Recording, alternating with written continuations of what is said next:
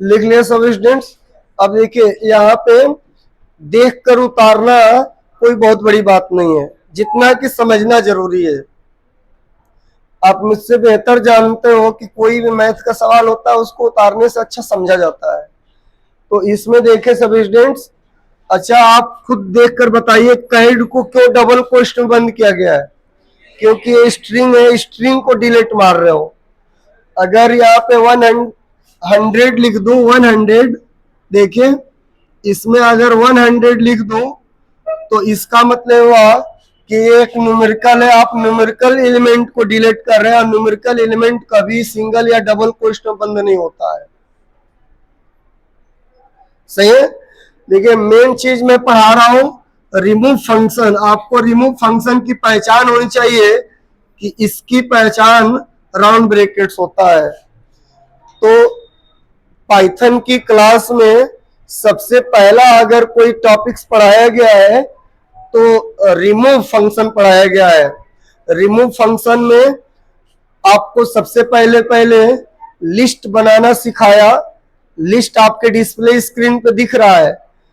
मैं एक लिस्ट बनाया हूं, उसमें नंबर ऑफ 4 एलिमेंट को ऐड किया है, और उसमें से जिस किसी भी एलिमेंट को यदि आप डिलीट मारना चाह रहे हो तो रिमूव फंक्शन को लगाकर उस एलिमेंट को आप डिलीट कर सकते हो। लेकिन इसमें याद होना चाहिए कि इसमें एलिमेंट के नाम से डिलीट किया जा रहा है। किसके नाम से बताइए आप लोग?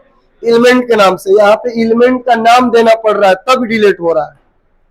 लेकिन जो अगला हेडिंग है पॉप फंक्शन, जो दूसरा है पॉप फंक्शन, उसका यूज करेंगे तो आपको इंडेक्स नंबर की जानकारी होनी चाहिए, जैसा कि 2 दिन पहले की क्लास मैंने लिया था इंडेक्स नंबर।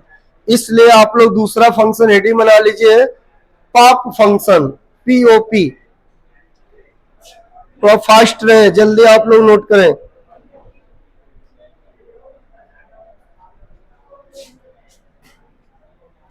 अब आपको पॉप फंक्शन का यूज करके बताना है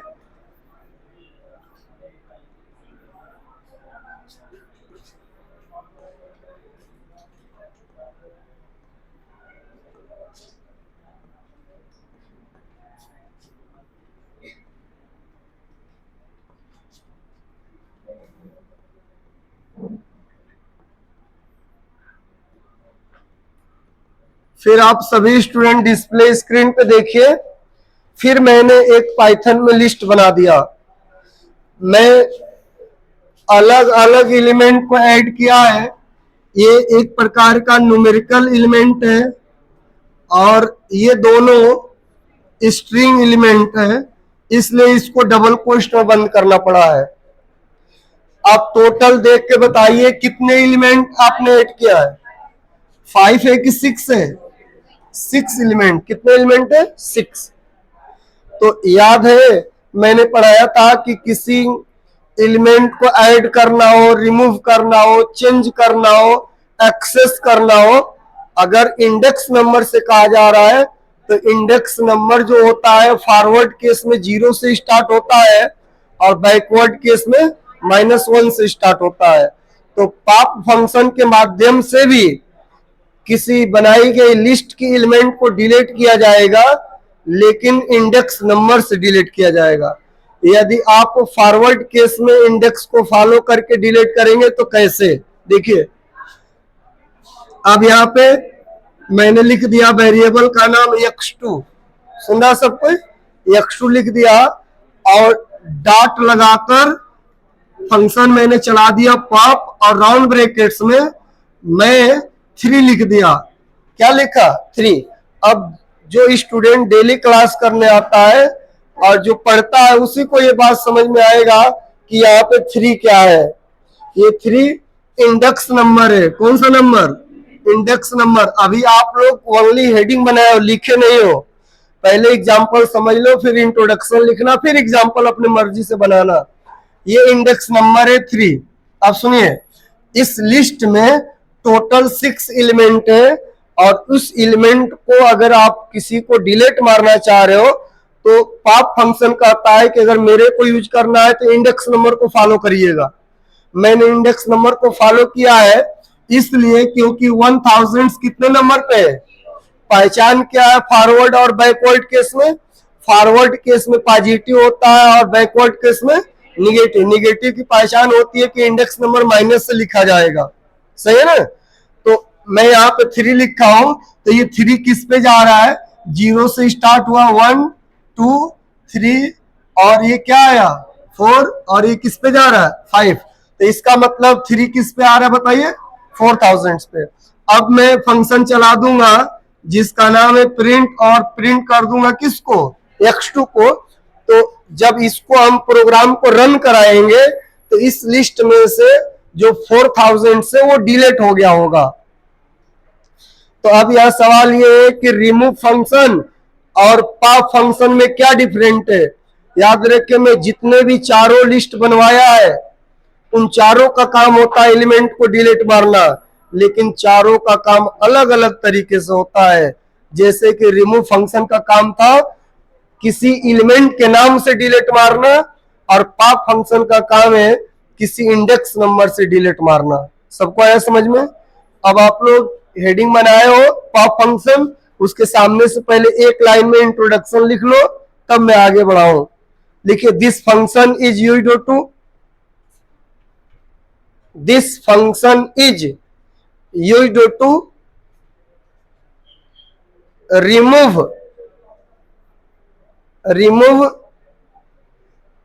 the element from a list, the element from a list by using index number, by using index number, full stop, full stop कर देंगे। अब उसके बाद आप लोग एक एग्जाम्पल अपनी मर्जी से बना ले, ये कोई जरूरी नहीं कि मेरा देखकर उतारेंगे। आप लोग कोई लिस्ट बनाइए, नंबर का बना दो या नाम का बना दो, और ये इस फॉर्मेट में आप लोग इस क्वेश्चन को फॉलो कर दें। चलिए बनाइए जल्दी।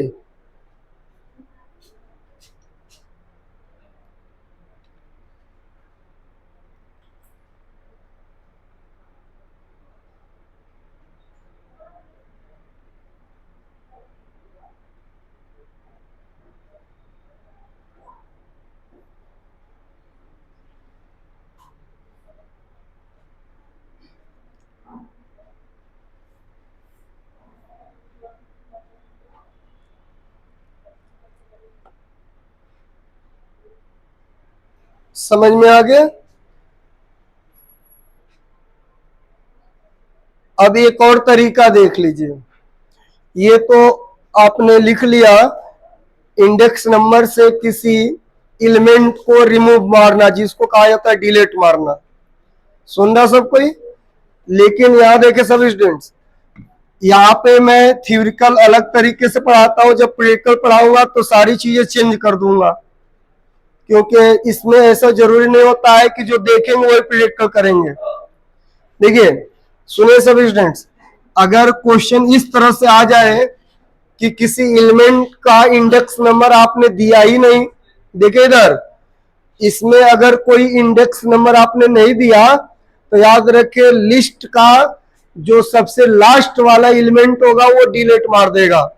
ये भी क्वेश्चन आता है कि पॉप फंक्शन का यूज किया आपने किसी एलिमेंट को लिस्ट से डिलीट मारने के लिए, लेकिन अगर आपने एलिमेंट का इंडेक्स नंबर ही नहीं दिया तो कहां से वो डिलीट होगा। तो इस बात को याद रखें आप सभी स्टूडेंट्स कि यदि आप कोई इंडेक्स नंबर इसमें नहीं दोगे तो इस लिस्ट का लास्ट वाला एलिमेंट जो भी रहेगा उसको डिलीट मार देगा।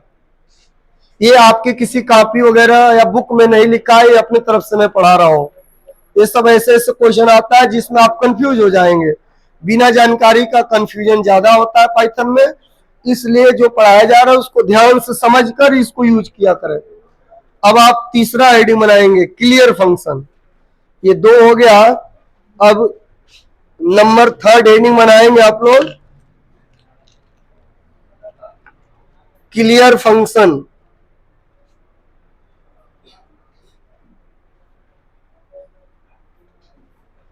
लिखिए, उसके सामने से इंट्रोडक्शन लिख ले पहले। This function is used to, this function is used to clear, this function is used to clear all elements from a list, all element from a list, all element from a list, full stop। उसके बाद से example note करिए। ये clear वाला जो शब्द है ये सभी स्टूडेंट जानता है। क्लियर का मतलब पूरे चैट को डिलीट कर देना एक ही बार में। क्लियर का मतलब यहाँ पे लिस्ट में है कि एक ही बार में लिस्ट बनाई गई जितनी भी एलिमेंट है सबको एक ही बार में डिलीट मार देगा। x3 इक्वल स्क्वायर ब्रैकेट्स में डबल कोष्ट लगा दिया और यहाँ पे मैंने नाम लिख दिया अमन, फिर कामा, डबल कोष्ट में किसी दूसरे व्यक्ति का नाम लिख दिया राहुल, फिर कामा डबल कोष्ट में तीसरा एलिमेंट लिख दिया मनोज। अब देखिए ये जो मैं लिस्ट बनाया स्ट्रिंग का लिस्ट बनाया है। सुन रहा सब कोई? इसमें कितने एलिमेंट है बताइए? 3 एलिमेंट है और तीनों एलिमेंट स्ट्रिंग है।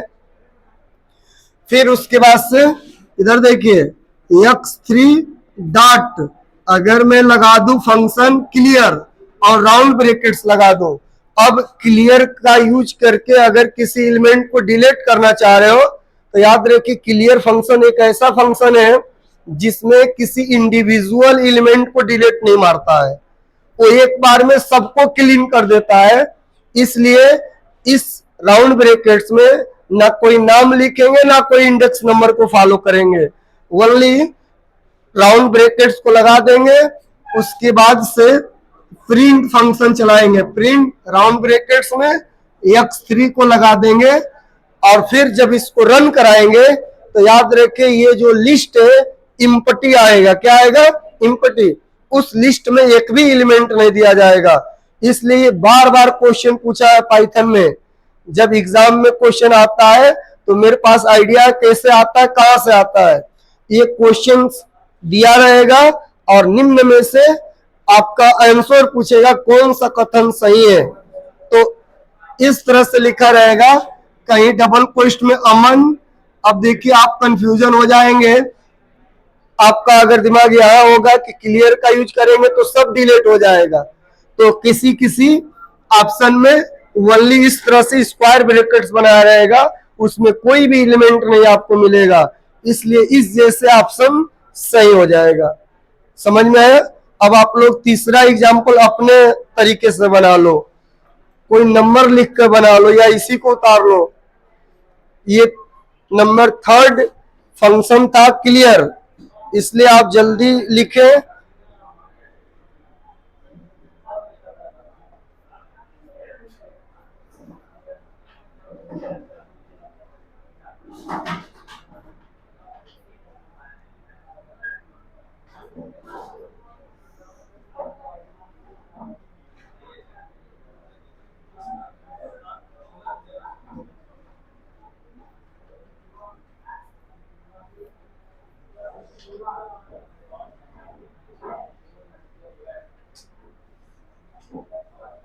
अब लास्ट एक और बचा है DEL। तो सुनिए DEL लिखना है तो उसके आगे कहीं पे भी कोई ब्रैकेट्स नहीं लगेगा। सुना सब कोई? इसके आगे कोई ब्रैकेट्स नहीं लगेगा, ओनली आप DEL लिखें। इस तरह से लिखिए, this function is used to, function नहीं लिखना, दिस कीवर्ड लिखना है। दिस कीवर्ड, अगर फंक्शन होता है तो राउंड ब्रैकेट्स लगा होता। सुन रहा है ना सब कोई? तो ये क्या हो जाएगा बताओ? कीवर्ड। आप लोग जाकर देख लीजिएगा पीछे क्लास में, ये कीवर्ड है। तो क्या लिखे? This keyword is used to delete completely a list. This function is used to, sorry, this keyword is used to delete completely list, completely list, full stop करना है। अब देखिए इसी पे मैं आपको प्रैक्टिकल बता दे रहा हूं, समझिए।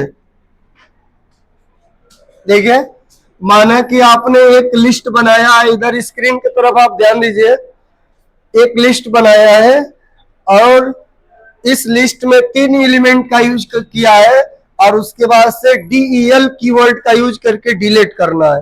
तो इसका रिस्पॉन्स क्या आएगा, आप अगली लाइन से लिखेंगे DEL और बीच में स्पेस देंगे, बस डॉट नहीं लगाना है।